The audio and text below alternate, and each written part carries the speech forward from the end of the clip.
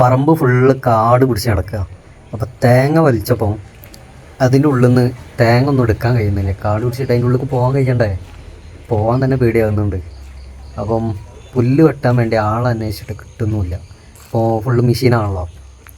അപ്പം ഒരാളെ എങ്ങനെയൊക്കെയോ കിട്ടി ഇത് ഫുള്ള് ഫിനിഷ് ചെയ്യാൻ പോവുകയാണ്. അപ്പോൾ അതിൻ്റെ വീഡിയോ ബാക്കിൽ ഞാനിടാം. ഇതാണ് ഫുള്ള് കാട് പിടിച്ച് കിടക്കുകയാണ്. എന്താണെന്നുള്ളത് നിങ്ങൾ തന്നെ നോക്കുക. ആൾ രാവിലെ 7 മണിക്ക് തന്നെ വീട്ടിലെത്തി പണി തുടങ്ങാനുള്ള പരിപാടിയിലാണ്. അപ്പോൾ മൂപ്പര ടൂൾസും കാര്യങ്ങളൊക്കെ സേഫ്റ്റിയൊക്കെ ചെയ്ത് പുല്ല് വെട്ടാനുള്ള പരിപാടിയിലാണ്. ബാക്കി നോക്കാം.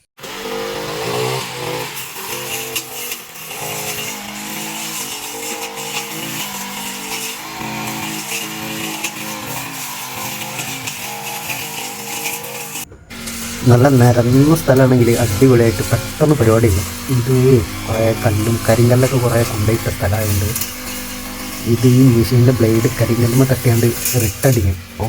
അതിൻ്റെ കല്ലൊക്കെ അതിൻ്റെ അടുത്ത് പോയി നിൽക്കാൻ പറ്റില്ല. ഒരു സേഫ്റ്റി ഇല്ലാതെ ഹെൽമെറ്റ് ഒക്കെ ഉണ്ടെങ്കിലും ഓക്കെ, അല്ലെങ്കിൽ ഫുള്ള് കണ്ണൊക്കെ തീർത്ത് വരിക.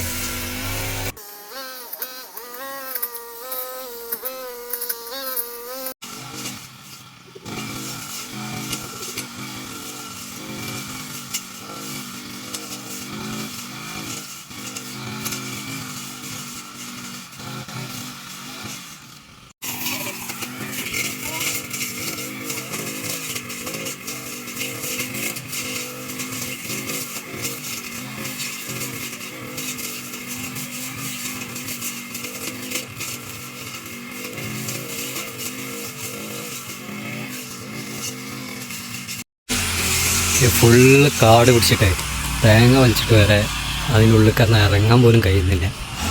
അപ്പം ഇങ്ങനെയുള്ള മെഷീനിൽ വെച്ചുകൊണ്ട് വെട്ടുന്ന ആൾക്കാരെ കിട്ടാനും കുറച്ച് പണിയാണ്. അതുകൊണ്ട് എന്തായി പെട്ടെന്ന് പരിപാടി ചെയ്യും. ഇങ്ങനെയുള്ള ആൾക്കാരെ കിട്ടാൻ കുറച്ച് പണിയാണ്, പുല്ല് വെട്ടുന്ന ആൾക്കാരെ കിട്ടാനേ. അപ്പം മൂപ്പര നമ്പർ ഞാൻ ഈ വീഡിയോൻ്റെ ലാസ്റ്റ് കൊടുക്കുന്നുണ്ട്. നിങ്ങൾക്ക് ആർക്കെങ്കിലും ഉപകാരപ്പെടുകയാണെങ്കിൽ പെടട്ടെ.